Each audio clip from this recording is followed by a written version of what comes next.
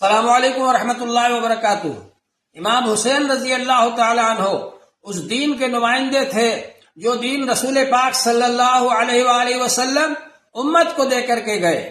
حضور پاک صلی اللہ علیہ وسلم کا لایا ہوا دین حضور پاک صلی اللہ علیہ وسلم کے گھرانے میں اور خاندان میں موجود تھا اور صحابہ اکرام کے پاس موجود تھا، اور یزید بے حیائی اور بدکاری کو پھیلا رہا تھا، اور یزید ظلم و ستم کر رہا تھا اور فسق و فجور کو پھیلا رہا تھا۔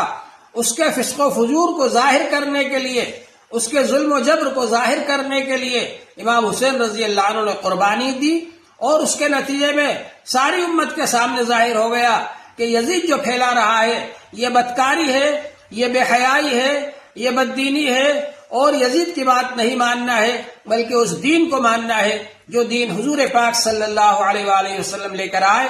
وہی دین امام حسین رضی اللہ عنہ کے پاس ہے اور صحابہ اکرام کے پاس ہے، اسی کو ماننا ہے۔ یہ سب کے سامنے ظاہر ہو گیا، اور یزید کو جو لوگ مقدس بنا کر پیش کر رہے تھے، یزید کی برائی اور بد کرداری سب کے سامنے ظاہر ہو گئی۔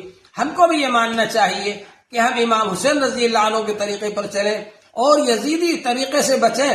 آج جو لوگ امام حسین کا نام لیتے ہیں وہ بھی یزیدی طریقے پر چلتے ہیں۔ یہ کتنے خطرناک بات ہے، کتنے افسوس کی بات ہے۔